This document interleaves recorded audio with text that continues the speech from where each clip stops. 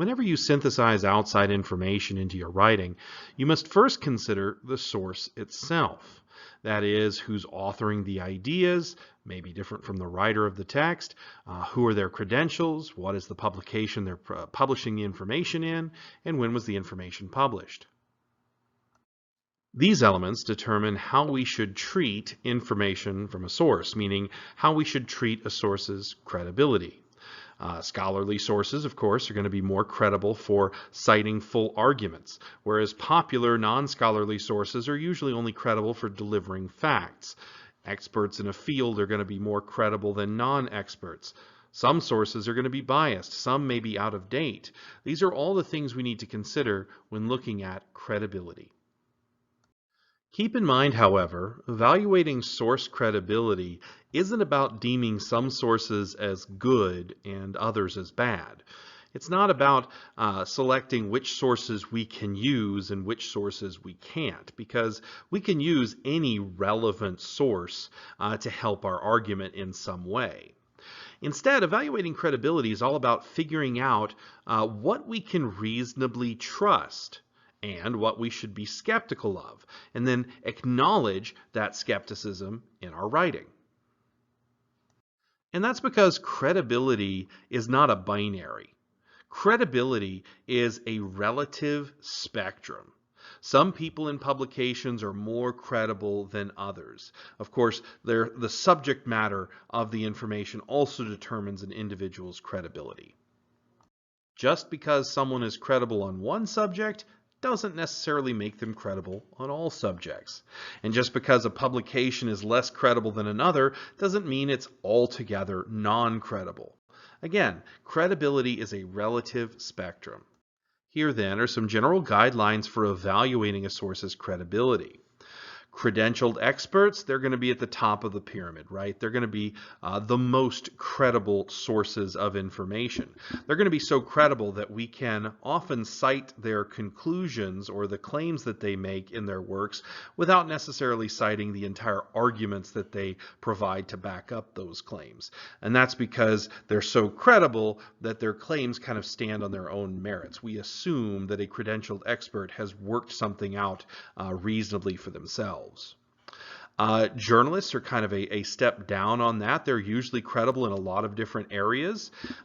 Just keep in mind that they're not necessarily credentialed experts in one field. Journalists, however, are known for or are expected to perform rigorous research. So they can kind of be temporary experts in a field.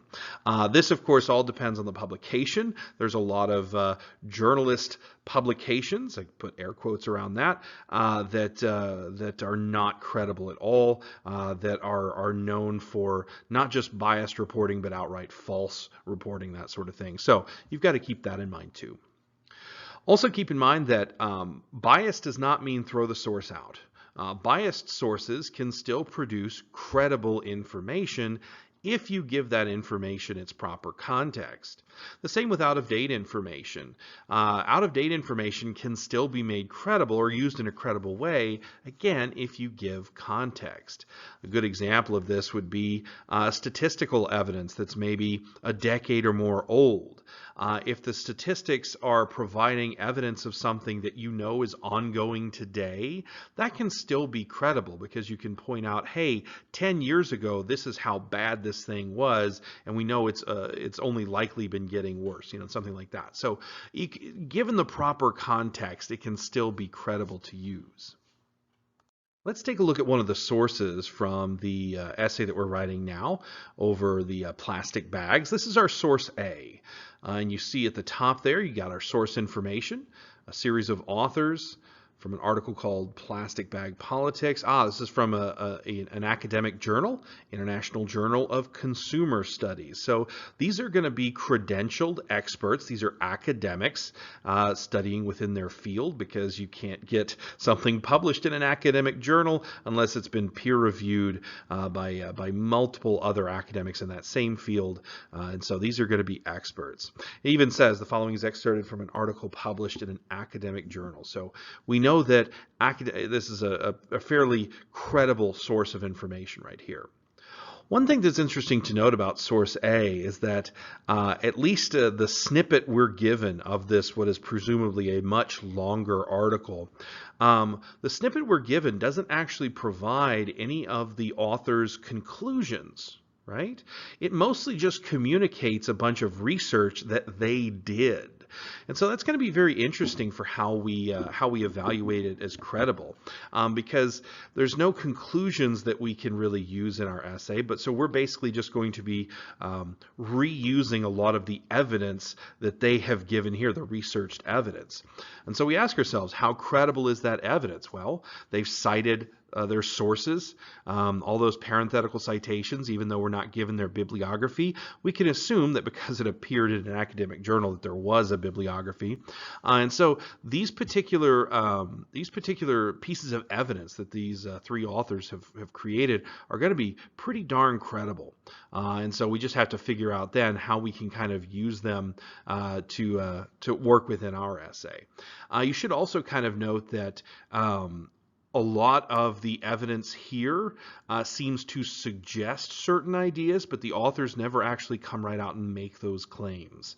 And so you want to be very careful that you don't put words in the author's mouths, because a lot of the sources they use here are industry sources that are against any kind of ban or taxing of plastic bags, as they naturally would be, because that hurts their bottom line. But just because the authors are citing all of those anti-plastic bag ban sources, that doesn't mean that they are necessarily against plastic bag bans. You want to be very careful there and not accidentally put words again in the author's mouth. So this is going to be a good resource just for some accurate evidence that we can pull about what the sort of plastics and plastic bag industry, what kind of arguments they are making.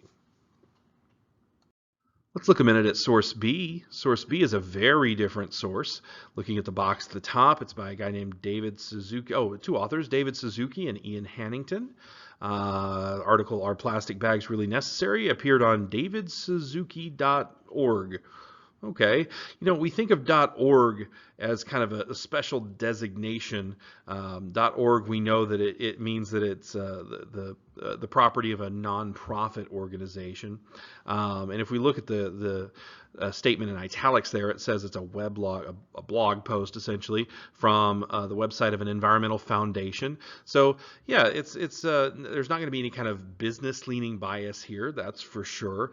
But we also have to remember that anyone can create a nonprofit organization. Anyone with just a little bit of paperwork can get a .org designation. So we don't want to accidentally apply the halo effect here. This is just because it's from a nonprofit doesn't mean that it's going to be necessarily credible.